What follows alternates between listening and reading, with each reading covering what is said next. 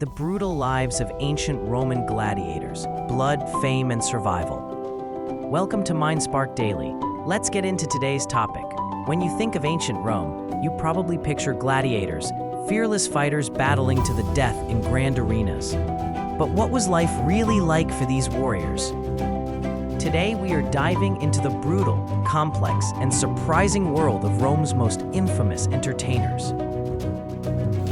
Gladiators were not just bloodthirsty brawlers. Many were enslaved prisoners of war, criminals, or condemned men, forced into a life of combat. But not all. Some volunteered, known as auctorati, seeking fame, money, or to pay off debts. They came from across the empire, Gauls, Thracians, Carthaginians, and were often renamed and rebranded to match their fighting style. Gladiators were categorized into types like Murmillo, with a heavy shield and fish-shaped helmet. Gladiatorus, lightly armored, armed with a net and trident. Thrax, short sword and curved shield, modeled after Thracian warriors. Each match was a performance, a spectacle crafted for the crowd. Gladiators lived and trained in ludi, or gladiator schools. The most famous, the Ludus Magnus, or Big Training Ground, located just beside the Colosseum. Training was grueling, under the watch of a lanista, often a former gladiator. The lanista was a mix of coach, boss, and owner. Gladiators learned how to fight for survival and provide a spectacle. They practiced daily with wooden swords, endured extreme discipline, and followed strict diets. Surprisingly, many gladiators followed a plant-based diet, earning them the nickname barley men due to their diet of barley and beans. This is confirmed by recent bone analyses, which show they consumed considerable amounts of legumes and grains to build mass. Injuries were common, even in training, and those too injured to fight again were cast aside or worse.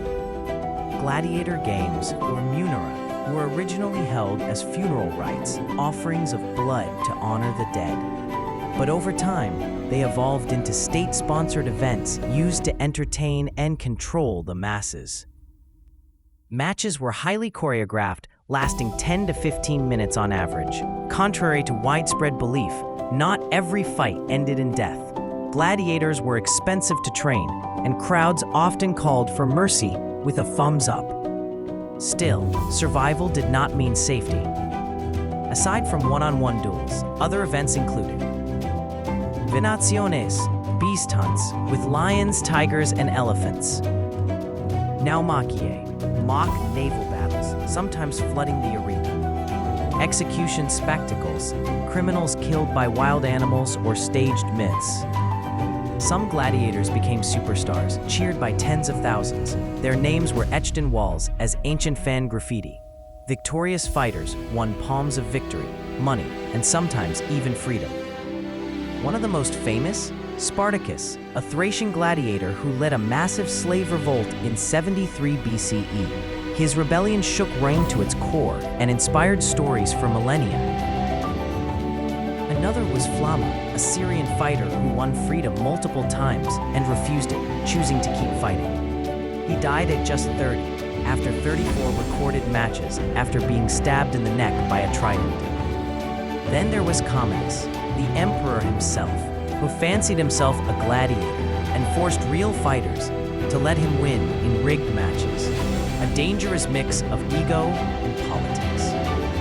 Gladiators lived in barracks under constant surveillance. They were not allowed to leave freely, and many were treated as property. Despite their fame, they occupied a low social status, often compared to prostitutes or executioners.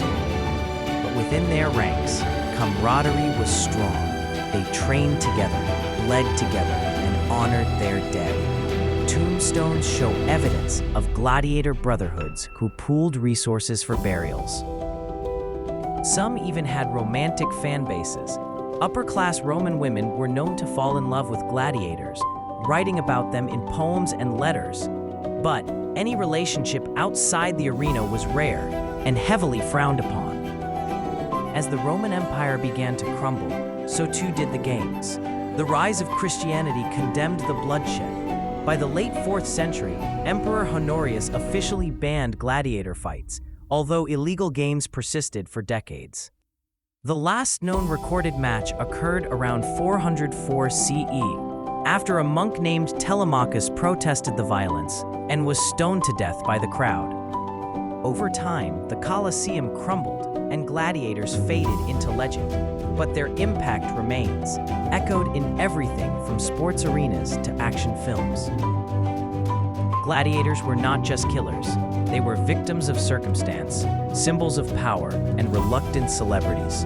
Their lives were brutal, their deaths often senseless, but their stories endure. If you found this dive into the gladiator world fascinating, hit that like button and subscribe for more deep dives into ancient history. Tell us in the comments, would you have survived a day in the life of a Roman gladiator? And do not miss our upcoming video, Secrets of the Colosseum, How Rome Built an Icon of Blood and Glory.